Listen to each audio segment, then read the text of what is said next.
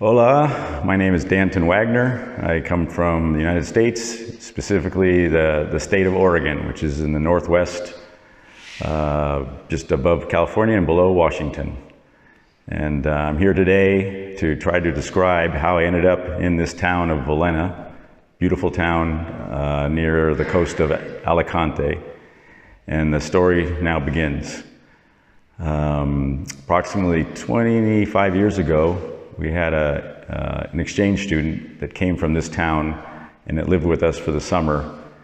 And we had such a wonderful time with her that she invited us to visit her family who lived here in town. And so my wife and I and our two children, who at that time were aged, I think, 4 and 6, came to visit them here in Villena. And it was a complete surprise, because this is before GPS, before mobile phones. So the only way that we knew how to get here was with a map, and the family said they would meet us by Plaza de Toros, which is the bull ring when you first enter into town. And then they didn't have pictures of us, we didn't have pictures of them, and all they knew about us was that we had blonde hair. So there was a family waiting for us, checking every car coming into town until they saw 4 people with blonde hair. And then they waved us down, and that's how our trip began. We had a great time with them. They had come to the gal that stayed with us, her name was Amparo, had a sister, Trini, and her husband, Juan, had children the same ages as our children. So we immediately bonded with them. And we had a great time with them. We visited them for probably 3 or 4 days, and then we decided we needed to come back sooner.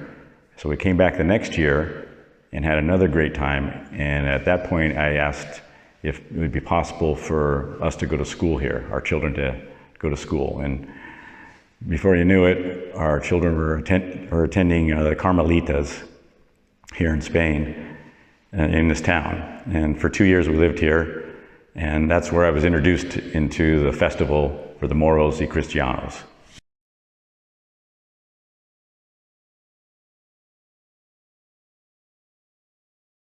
One of the friends that we made was, his name was Ricardo, and he was in a comparsa called the Capullos, which was an older comparsa, friends that were together since they were in school age. And I was one of the younger ones, if you can believe that. And so I got to march. He invited me to march, and I was very nervous, excited, because I'd seen the festival once before, and sometimes it was very serious, except for the pirates. The pirates was a different group. And fortunately, that was the group I got to be invited to be a part of. Not quite so serious. And we had and that's how it started. So the first time I marched, Ricardo lent me some pants, a shirt, a carpa or a cape, capa, and we marched for 2 days.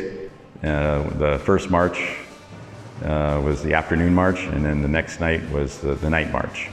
And that was my introduction to the Moros and Cristianos festival.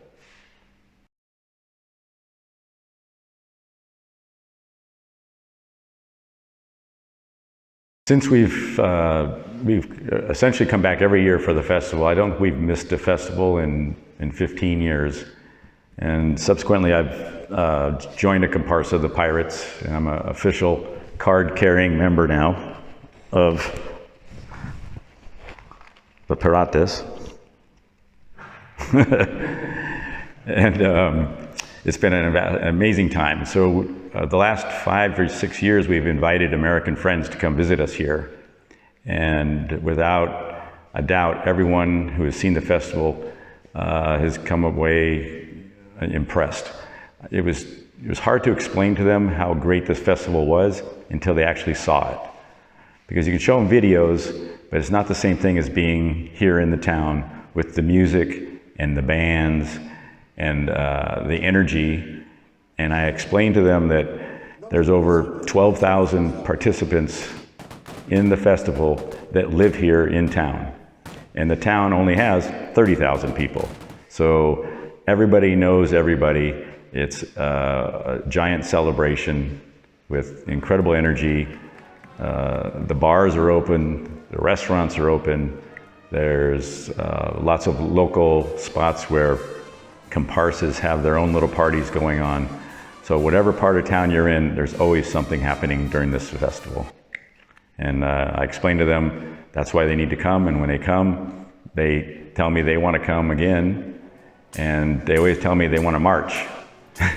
So I tell them that's not always possible, but with the addition of the cultural things to do here, which is the castle, the 12th century castle, the treasure. I always talk to them about the tesoro that was found in a large vase in the ground and is now in the museum, which is priceless.